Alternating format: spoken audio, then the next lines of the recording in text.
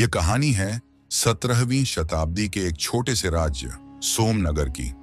यह राज्य अपने शांतिपूर्ण जीवन और खुशहाल प्रजा के लिए प्रसिद्ध था।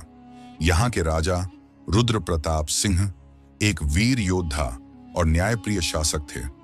राजा का परिवार पीढ़ियों से राजगद्दी पर बैठा था और उनकी वंश परंपरा में एक विशेष धरोहर थी, काल विजय तलवार। कहा जाता था कि यह तलवार उनके पूर्वजों को एक सिद्ध अश्व ने दी थी, जिसमें असीम शक्ति थी। इस तलवार की वजह से ही उनके पूर्वज युद्धों में अपराजय रहे थे।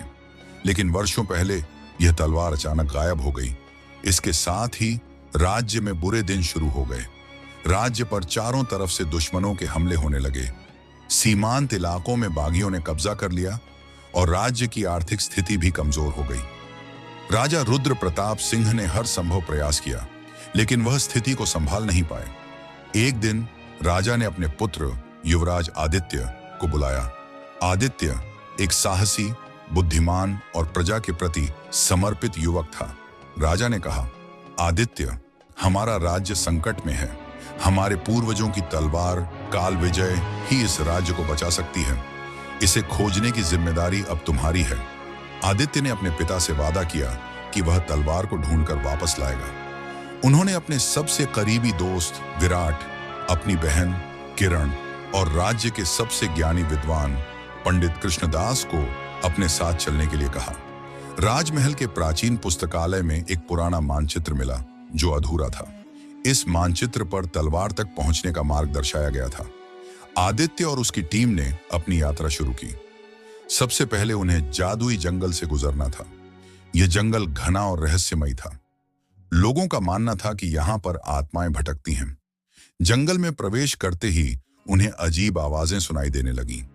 अचानक एक विशालकाय वृक्ष ने उन्हें रोक लिया। वह वृक्ष बोलने लगा, अगर तुम इस जंगल से गुजरना चाहते हो तो मेरी पहेली का उत्तर दो। वृक्ष ने पूछा, ऐसा क्या है जो टूटे बिना काम नहीं करता? आदित्य ने तुरंत जवाब दिया, वह है अंडा।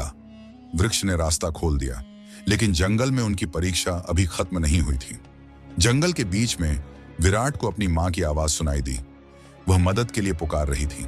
विराट उस दिशा में भागने लगा, लेकिन आदित्य ने उसे रोका और कहा, यह केवल एक भ्रम है। हमें अपने लक्ष्य से विचलित नहीं होना चाहिए। तभी एक साधु प्रकट हुआ और कहा, यह जंगल तुम्हारे धैर्य और समझदारी की परीक्षा ले रहा है। जो अपने डर और लालच पर काबू पा लेगा वही यहां से सुरक्षित निकल सकता है। जंगल पार करने के बाद उन्हें एक उफनती हुई नदी मिली। नदी पर कोई पुल नहीं था। वहां एक बूढ़ा मछुआरा बैठा था।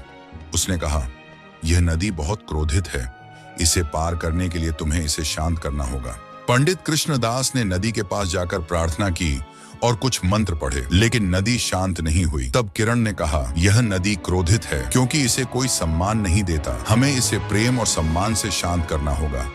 आदित्य ने नदी से विनम्रता से प्रार्थना की, हे नदी माता, हमें पार जाने दो।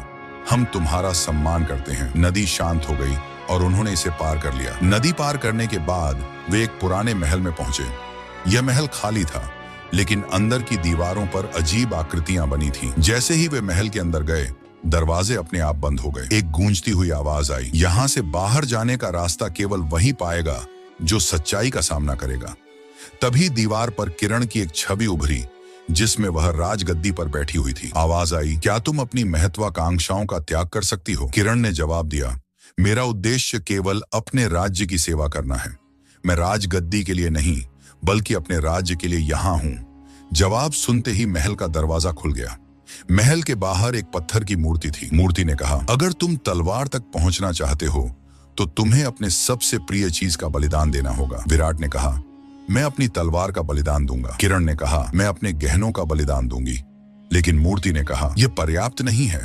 तुम्हें अपने भीतर की सबसे बड़ी कमजोरी का बलिदान देना होगा। आदित्य ने कहा, मैं अपनी इच्छाओं और लालच का बलिदान देता हूँ। मैं केवल अपने राज्य की भलाई के लिए यहाँ हूँ। मूर्ति टूट गई और एक गुप्त दरवाजा खुल गया। दरवाजे के पीछे एक विशाल कक्ष था, जहाँ काल विजय तलवार रखी हुई थी। जैसे ही आदित्य ने तलवार उठाई, एक छवि प्रकट हुई। वह उनके परदादा की थी। उन्होंने कहा, यह तलवार केवल उसी को मिल सकती है जो सच्चा और निस्वार्थ हो। तुमने अपनी परीक्षा पास कर ली है। अब यह तलवार तुम्हारे राज्य की रक्षा करेगी। आदित्य तलवार लेकर राजमहल लौटे, लेकिन वहां पहुंचकर उन्होंने पाया कि उनके चाचा बलराम सिंह ने गद्दी हथियाने की साजिश रची थी। आदित्य ने अपनी बुद्धिमानी और तलवार के बल से बलराम के षड्यंत्र को विफल किया। बलराम को राज्य से निष्कासित कर दिया गया। काल विजय तलवार की वापसी से राज्य में नई ऊर्जा आ गई। राजा रुद्र प्रताप सिंह ने आदित्य को राजगद्दी सौंपी। आदित्य ने राज्य को समृद्ध और शक्तिशाली बनाया। यह कहानी केवल साहस और बलिदान की नहीं, बल्कि सच्चे नेतृत्व, निस्वार्थता और अपने कर्तव्यों के प्रति समर्पण की भी है।